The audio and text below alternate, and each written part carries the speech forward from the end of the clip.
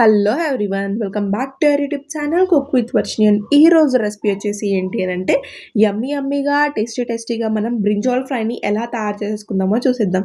ఇది చపాతీలోకి చాలా పర్ఫెక్ట్గా ఉంటుంది, అలాగే రైస్లోకి సైడ్ డిష్గా కూడా చాలా పర్ఫెక్ట్గా ఉంటుందన్నమాట.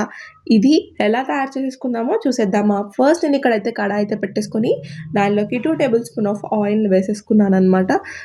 తర్వాత జీలకర్ర ఆవాలు అండ్ 4 కరివేపాకు రెమ్మలు కూడా యాడ్ చేసేసుకొని ఫ్రై అయితే చేసేసుకుందాం. ఆ తర్వాత ఇక్కడ నేను 3 వంకాయలు వేసేసుకొని ఈక్వల్గా కట్ చేసి పెట్టుకొని వాషెస్ అయితే పెట్టేసుకొని వేసేస్తున్నాను అనమాట.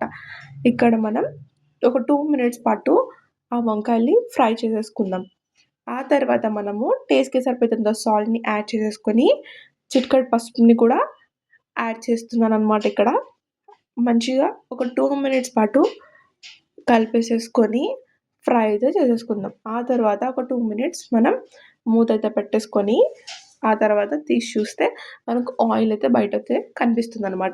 అప్పుడు మనం బ్రింజాల్ అయితే మనకు ఆఫ్ ది పార్ట్ కుక్ అయిపోయినట్టు. ఆ తర్వాత మనం మన స్పైస్కి ఎంత సరిపోతుందో అంత కారం అయితే యాడ్ చేసుకోండి. ఇక్కడ నేనైతే 2 టేబుల్ స్పూన్ ఆఫ్ కారం అయితే యాడ్ చేస్తున్నాను అనమాట. తీసుకున్న తర్వాత 2 మినిట్స్ పాటు కుక్ చేసేసుకుందాం. ఆ తర్వాత మూత పెట్టేసుకొని మళ్ళొక 2 మినిట్స్ పాటు మనమైతే కుక్ చేసుకోవాలన్నమాట. ఆ తర్వాత మూత తీసి చూస్తే చూడండి, ఆయిల్ అయితే కొంచెం బయటకైతే వచ్చేసిందనమాట. మనకు ఇక్కడ చాలా పర్ఫెక్ట్గా 100% కుక్ అయిపోయినట్టు బ్రింజాల్స్ అనేవి. ఆ తర్వాత మనం ఒక చిల్లీ తీసేసుకొని సన్నగా తరిమైతే వేసేసుకున్నాను అనమాట. అలానే హాఫ్ టమోటాను కూడా చిన్నగా కట్ చేసి పెట్టుకొని యాడ్ చేశాననమాట. అలా కలిపేసేసుకున్న తర్వాత ఇక్కడ ఒక టేబుల్ స్పూన్ ఆఫ్ ధనియాల పొడిని అయితే యాడ్ చేశాను. ఇక్కడ నేను గరం మసాలాని అయితే యాడ్ చేయడం లేదండి.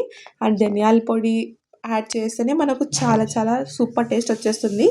గరం మసాలా యాడ్ చేసే అవసరం లేదనమాట. ఆ తర్వాత మనం చూడండి ఎంత సూపర్ పర్ఫెక్ట్ టెక్స్చర్లో వచ్చిందో మనకు బ్రింజాల్ ఫ్రై అనేది. చాలా అంటే చాలా టేస్టీగా ఉంటుంది. చాలా సింపుల్ రెసిపీ అండి, మీరు కంపల్సరీ ట్రై చేయండి.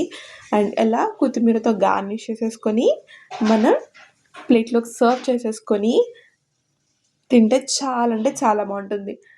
చపాతీలోకి కానీ రోటీలోకి కానీ అలానే రైస్లోకి కూడా తినొచ్చు. అలానే రైస్ సైడ్ డిష్లా కూడా చాలా పర్ఫెక్ట్గా ఉంటుంది. మీకు ఈ వీడియో నచ్చింది అనుకుంటున్నాను. ఈ వీడియో నచ్చినట్టయితే please do like, share, subscribe our channel cook with Varshini. Next A dish చేయాలో కామెంట్ చేయండి, నేను కంపల్సరీ ట్రై చేస్తా చేయడానికి. Thank you so much guys for watching this video.